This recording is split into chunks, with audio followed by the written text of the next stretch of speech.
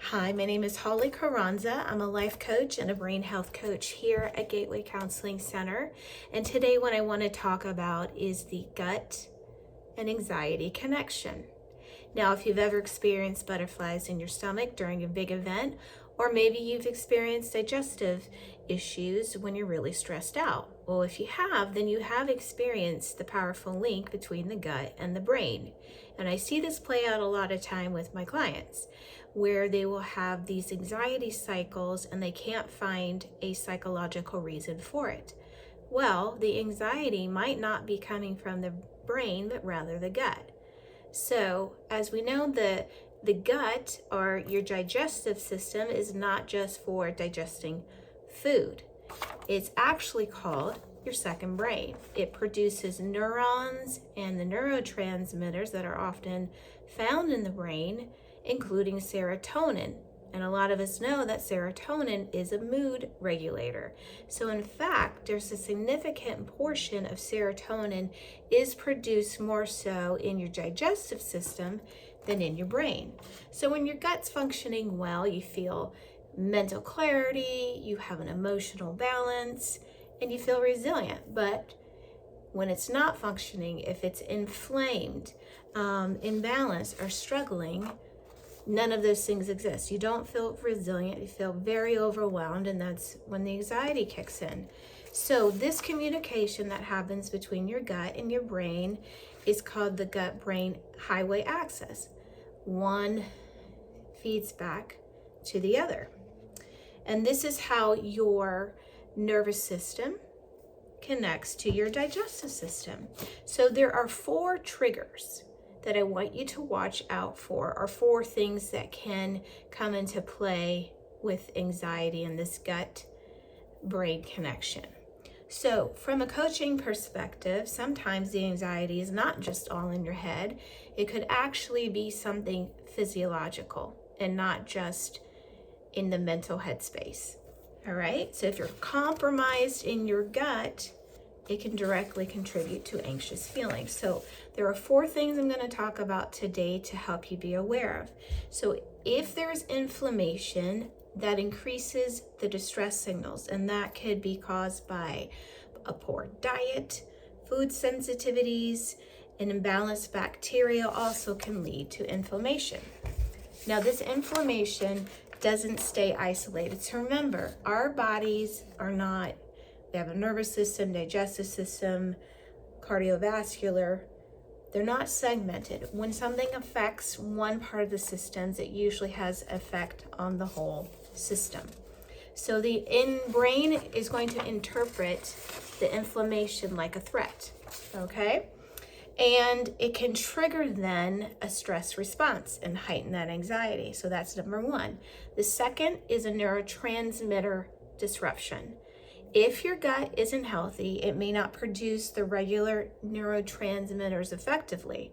That's where you would get the lower serotonin levels, and you're going to be more prone to anxiety or mood swings or even panic. Number 3 is blood sugar sensitivity. So if the gut's not acting right, it can mess with your blood sugar levels. So when your blood sugar spikes and then crashes, it releases cortisol and adrenaline. Remember, those are the 2 big hormones that are directly caused and tied to anxiety. And the 4th is your microbiome imbalance. So remember, you have trillions of different bacteria in your gut. Some of those are good bacteria, some of those are bad bacteria. So if the bad outweighs the good in your gut, it's going to have influence over your brain function and your emotional regulation. So certain gut bacteria produces calming chemicals, while others produce stress chemicals or responses. Now, here's where it gets a little interesting and challenging as far as the emotional feedback loop. So the gut just doesn't influence anxiety. Anxiety can also influence your gut. So this is that loop that gets created. So for example, when you feel anxious, right, your body shifts into that fight or flight state. The blood flow it gets redirected away from the digestive system. Your acid production goes down, your gut motility changes, and then over time, that becomes chronic anxiety, and that can weaken your digestion. It disrupts the biomes in there, and it worsens your gut health. So anxiety can affect the gut in a negative way, and the gut can affect anxiety in the negative way, thus the emotional loop. Now, a lot of times, many people try to think their way out of anxiety without realizing that their body could be playing a major role in that. Now, I'm a coach, so I do believe in mindset work. But sometimes the mindset work alone, where your thoughts, your beliefs, your patterns, those things do absolutely matter. But when somebody is dealing with the persistent anxiety, it's not always easy to focus on those cognitive strategies. So, some people might feel frustrated because like, hey, I'm doing all these tools and these strategies and it's not making a dent in it, So what you have to realize is the brain-based approach recognizes that your mental health is both psychological and biological. So you have to support your brain and your body together. Remember, once again, it's a whole system. Now, I want to go over some signs that you could watch for that might be showing that you have an anxiety gut-related issue. Okay, first, if you have frequent gas or bloating or digestive discomfort. Second, food sensitivities or unpredictable reaction to meals. Brain fog or difficulty concentrating. Fatigue, especially after eating. Sugar cravings or energy crashes. Anxiety that seems to come out of nowhere, especially after your meals. So if these symptoms, they sound familiar to you, it would be worth exploring your gut health as part of your anxiety journey, okay? So those are some things to watch out for, to notice. And with that, I want you to be able to have a more compassionate perspective, okay? So what I would encourage you to do is move away from the self-blame. I'm not doing this right, I'm not doing that right? Why do I keep having all this anxiety? I keep trying to think more positively. I keep trying to work harder at this. Well, your body could be telling you that there's something else going on. And my big thing is always listen to your body.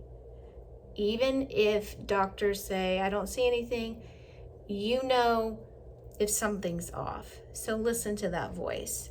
So understanding that gut anxiety connection allows you to approach your experience with more compassion and curiosity. Just instead of fighting your anxiety, begin to ask yourself, what is my body trying to tell me? So that's why I said listen to your body. So some final thoughts of today. Your mind and body, remember, they're not two separate systems. They are very deeply interconnected. The gut health plays a significant role in your emotional well-being. And you want to be able to address that because it might not be your mindset alone. So as a life coach and a brain health coach, I've seen how powerful it is when people begin to support their mental patterns and their physical health. When your gut is nourished and it's balanced, the brain is going to follow that.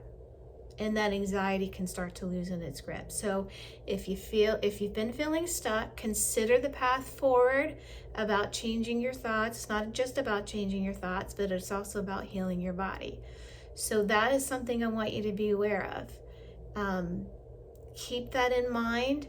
Maybe go see a physician.